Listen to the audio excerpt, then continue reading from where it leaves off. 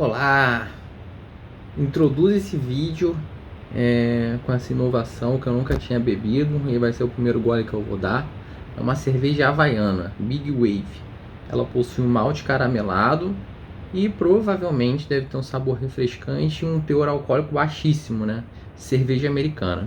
E por que eu estou bebendo uma cerveja americana? Porque no vídeo de hoje eu vou falar sobre um caso que revolucionou o e-commerce nos Estados Unidos.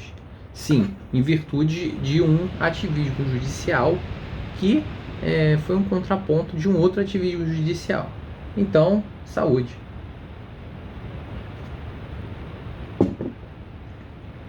Excelente, consigo sentir o lúpulo, bem aromática e leve. Não senti um gosto muito frisante. Acho que pecou um pouco nisso. Eu gosto de cerveja um pouquinho mais gasosa, mas isso não será um problema, né? O nosso chazinho para poder dormir tranquilo, então funciona. Então vamos lá. South Dakota versus Wayfair. Por que revolucionou o e-commerce dos Estados Unidos? Para a gente entender isso, a gente tem que visualizar como é que era a situação anterior e quais eram os casos, os precedentes que balizavam essa situação anterior. O primeiro deles, eu tive que anotar, porque eu não sou um grande memorizador, National Ballot Hess versus Department of Revenue of Illinois. Enfim, é um caso de 1967 que proibia a tributação. Um estado onde tem compradores não poderia tributar o estado de origem. Isso causou algumas distorções, porque imposto sobre o consumo, sobretudo em operações que não são na mesma jurisdição, geram um grande conflito de origem e destino. Isto é, para onde vai o imposto, para onde o contribuinte tem que recolher e quais as hipóteses que ele precisa recolher. Bom, e é um caso muito comum no ICMS aqui no Brasil, imposto de competência estadual, mas que acaba gerando muitas distorções e guerra fiscal, justamente porque ainda guarda resquícios de tributação na origem. Mas continuando sobre o nosso caso, que o vídeo não é sobre ICMS, é sobre os impostos que cada estado tem a competência para instituir lá nos Estados Unidos, porque é um federalismo mais forte, né? Isso é decorrente da origem, né? De uma formação centrípeta, né? Os estados, eles abriram parcela de seu poder para gerar uma federação, mas por isso eles continuam com bastante peculiaridades e muita força para definir as suas próprias competências. Vide na esfera penal, que a gente encontra legislações completamente diferentes, uma que é mais rígida a favor da pena de morte, mas o meu mestrado não é sobre penal, é sobre finanças, e aqui voltaremos. O que quis dizer nesse caso da National Ballot Hess? Esse caso de 1967 serviu de precedente para vedar, para proibir a tributação dos impostos caso exista operações interestaduais. Por quê? Porque são duas coisas consideradas, porque violava o devido processo legal, violava o devido processo e violavam as cláusulas de comércio. E por que violavam? Porque a presença física era ainda um fator que fazia pressupor um nexo de causalidade em relação ao consumo. E era muito justificável. Em 1967 nem se cogitava ter e-commerce, porque pelas condições tecnológicas da época, as vendas basicamente corriam de forma via correspondência, né? Continuando, um outro caso emblemático foi Quill Corp versus North Dakota. O caso em questão que eu vou comentar é sobre South Dakota, mas esse foi de North Dakota. É um pouco mais recente, de 1992. E esse foi manteve, né, a vedação, o Poder Judiciário infringindo uma liberdade, né, de um ente da federação. Isso realmente parece-me muito grave. E só que percebemos que esse ativismo do Poder Judiciário começou a ficar um pouco cambeta, porque enquanto a primeira violação, no primeiro caso, violava o devido processo e as commerce clauses, agora os magistrados decidiram, a Suprema Corte decidiu que só era violado as commerce clauses. E o devido processo talvez não mais, porque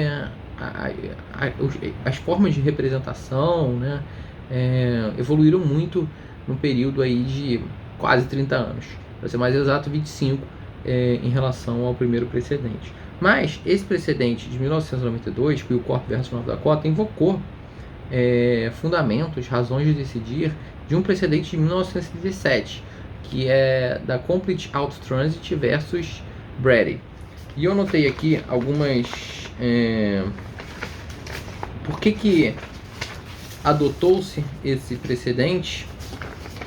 Por quê? Esse precedente, ele trazia algumas definições para que os estados pudessem tributar quando a venda fosse proveniente de outro estado. Ou seja, já estava abrindo mais um pouco, mas mesmo assim eram cláusulas são condições muito difíceis de ser superadas. A primeira delas, o imposto tem que se aplicar a uma atividade com nexo substancial e causal com o Estado. Vou guardar essa aqui porque ela merece uma atenção especial. O segundo, que o tributo seja partilhado e distribuído de forma justa. Terceiro, que o tributo não discrimine o comércio interestadual. E quarto, que o tributo seja razoavelmente relacionado com o serviço prestado. Bom, esse caso que o Corp North Dakota pensou nessa decisão foi justamente a primeira condição. Para que se pudesse cobrar o imposto, né, o imposto tem que se aplicar a uma atividade com nexo substancial com o Estado. E aí, esse nexo substancial, ele não era superado, porque a falta de presença física fazia com que se perdesse esse nexo. Então, continuou da mesma forma. Os estados onde ficavam grandes empresas, né, em 1992, já começou a ter um embrião aí de melhorar os comércios por venda telefônica, enfim, vendas interestaduais já começaram a ser melhores, com contornos mais definidos, mas ainda essa decisão incomodava muitos pequenos comerciantes locais. Por quê? É uma grande injustiça, porque os comerciantes locais eles têm que pagar impostos sobre o consumo normalmente. Agora, quando um produto vem de outro estado, acontece que ele é isento, ou seja, é muito melhor, né? Lógico, sem considerar as questões de logística. É muito melhor você abrir uma empresa em outro estado e vender, né, nessas condições, porque você não vai pagar imposto. Porque o estado de destino não teria competência, porque a Suprema Corte não deixava. E aí, em 2018, veio a quebra de paradigma no caso de South Dakota versus Wayfair. Esse caso levantou a bola que o porquê. Foi, na realidade, Dakota do Sul editou uma lei prevendo a tributação sobre produtos que sejam provenientes de outros estados, desde que a lei fez um corte, né, nesses consumidores, na sujeição passiva, desde que o sujeito passivo contribua com vendas acima de 100 mil dólares, o que é razoável, né, por um pequeno e-commerce, ou que, condições alternativas, fizesse 200 transações isoladamente consideradas, né? Bom, por que esse caso chegou na Suprema Corte? Porque a lei editada em Dakota do Sul, ela foi submetida a como se fosse equiparando uma ação declaratória de constitucionalidade. Quando existe uma controvérsia, né, e eles queriam se garantir, né? o governo local queria se garantir que não ia ter uma chuva de processos administrativos com a fazenda pública e queria se garantir. Eu achei prudente e a Suprema Corte de Dakota levou o caso para a Suprema Corte dos Estados Unidos, pedindo para que revisse esses dois precedentes, do National Bella Hess e do Gilcorp. E eles reviram de fato a decisão em 2018, reviram os precedentes, havendo uma grande virada jurisprudencial no e-commerce americano e que com certeza impacta outros países, porque a tributação no destino começa a ser olhada com melhores olhos. Sobretudo na União Europeia, há um grande movimento para que a tributação ocorra no destino. Justamente porque a tributação na origem ela causa grandes distorções e promove, inclusive, guerra fiscal, porque fica um leilão de quem dá mais, ou melhor, quem dá menos. Um estado que cobra menos impostos, né, recebe mais investidores, né, mais empresas que vão vender esses produtos. Agora falando da decisão em si. E aí eu entro na segunda parte do vídeo, e por isso eu precisei desse gole. O que a decisão considerou? Quais foram os fundamentos de fato e os fundamentos de direito? Não necessariamente nessa ordem. O primeiro delas, que a presença física não é mais um requisito necessário para comprovar esse nexo essa condição, essa relação de causalidade que foi muito cobrado no primeiro, no segundo precedente que eu citei, que fica entre o Gilcorp e agora que eu me esqueci, o National Bella Hess, foi o precedente usado pelo caso da Gilcorp versus North Dakota, do Auto Transit Inc., que falou sobre a condição do nexo substancial da presença física. A Suprema Corte dos Estados Unidos acabou por fazer com que essa condição não seja mais necessária, porque a presença física ela pode ser comprovada de outras formas, como pelos cookies que ficam registrados nos hardwares, ou também pelos aplicativos que a gente baixa, né? A nossa presença física, em que pese ser virtual, a gente está muito mais próximo dos revendedores, principalmente só de pensar na quantidade de dados que nós imputamos, né, na hora de fazer o comércio eletrônico. A gente dá o nosso endereço, a gente dá o nosso telefone, a gente dá o nosso CPF, né, a gente dá o nosso e-mail, que a gente fica recebendo e-mail também sem parar de promoção. Enfim, coisa que isso não acontece. Se a gente chega numa loja americana e quer comprar um fone de ouvido, a gente não precisa nada disso. Às vezes coloca o CPF para colocar na nota, e até é recomendável, mas o hábito de consumo ser aquela coisa expressa. Foi na loja, comprou e vai embora. Agora a loja virtual, ela realmente guarda muito mais dados e sabe muito mais da nossa vida, né, do que uma loja física. A loja virtual sabe o nosso endereço, né, a gente vai armazenando os dados e quem sabe, né, dizem os algoritmos que as lojas online, elas guardam o nosso cartão de crédito, né? Fica ali com um asterisco, mas no fundo a gente sabe que tudo é possível e que futuramente nossos dados correm sérios riscos, né? Uma outra segunda razão de decidir, além desse nexo, dessa substância, né, nexo substancial ter caído, foi a interpretação do Gilcorp, esse último precedente de 1992, do Gilcorp versus North Dakota. Ela mais cria do que resolve distorções. Por quê? Ela começa a favorecer as médias e grandes empresas de outros estados, dos estados de origem, porque eles não são tributados. Então a gente acaba sendo criado grandes paraísos fiscais, né? O Poder Judiciário acaba criando paraísos fiscais no próprio entre as próprias unidades da federação, o que faz com que cause grandes distorções concorrenciais, principalmente para o pequeno consumidor de dentro do estado, né? Uma outra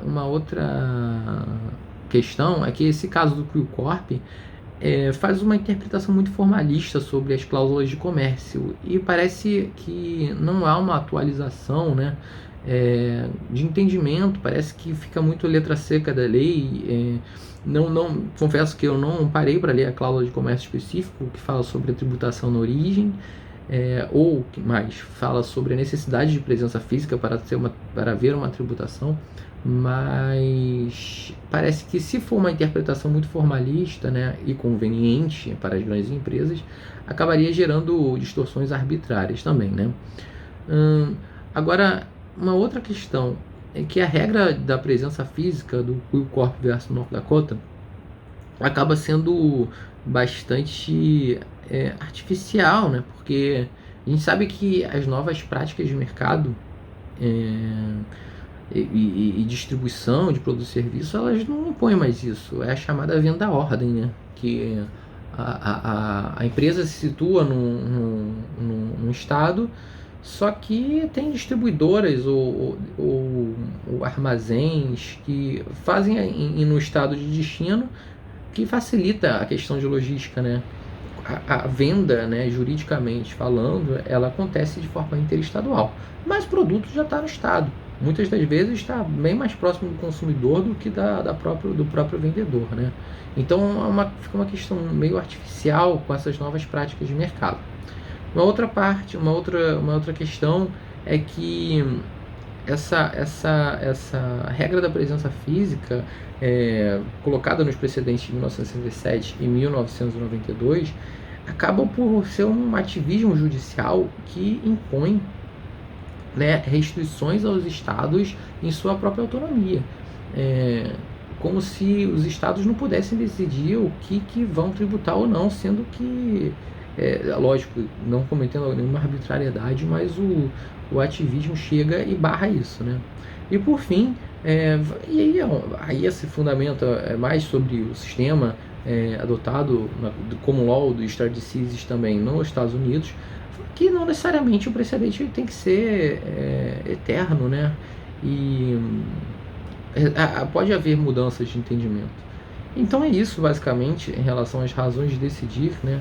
E agora vamos analisar só os momentos finais que eu tenho de memória desse vídeo, e que eu estou vendo aqui, eu posso gravar só mais 5 minutos. Alguns valores em choque que eventualmente foram citados no texto do professor Gustavo da Gama e do Daniel Marins, que eu nem dei crédito no começo, mas dando créditos ao final, em tempo. São os valores da praticabilidade, da livre concorrência e do federalismo fiscal. Federalismo fiscal e livre concorrência, talvez eles caminhem para o lado da autorização da tributação do destino, né? Porque os entes em si têm autonomia para tributar o consumo que ocorre dentro do próprio estado ou que é proveniente de outro estado, né? Tributar no destino. Isso contribui, né, para essa mudança jurisprudencial.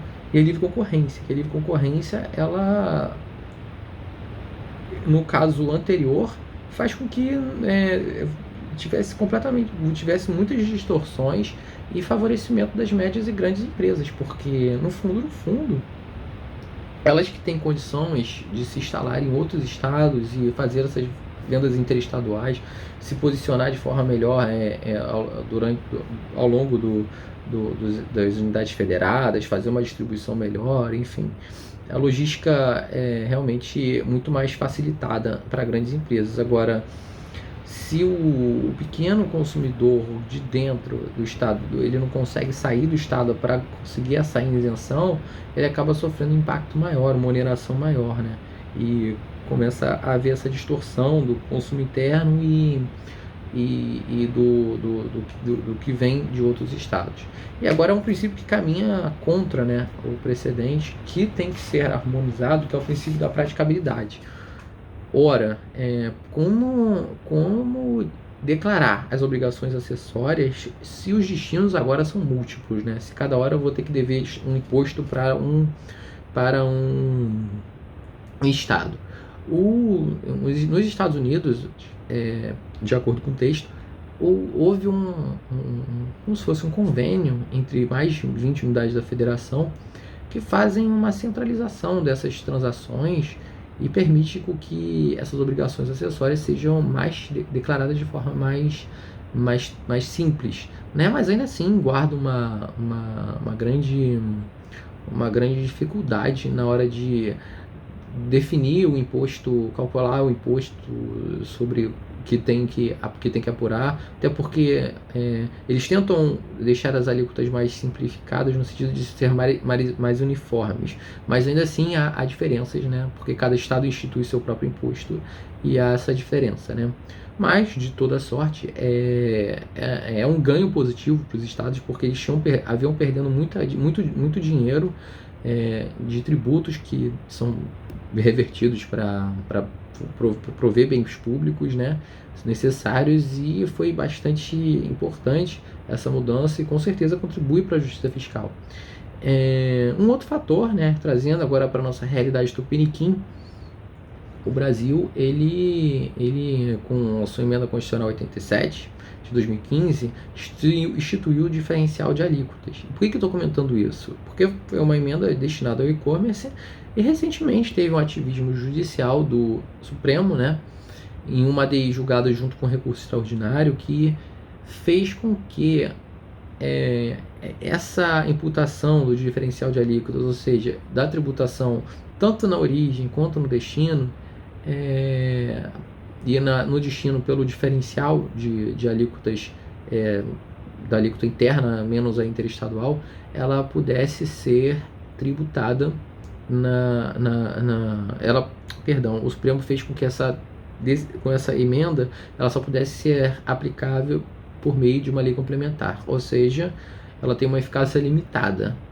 O que achavam que existia uma eficácia plena, agora percebemos que com essa virada de entendimento surgiu a obrigação do legislador editar a lei complementar que permitisse essa cobrança tanto na origem quanto no destino. Como vai ficar? Não faço a menor ideia, se vai haver edição de uma nova lei ou se vai haver reforma tributária nesse ínterim.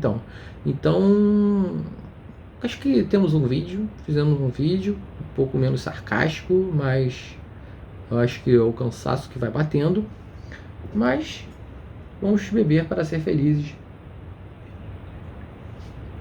Preciso beber um pouco mais de cervejas americanas, pois elas são mais leves, né?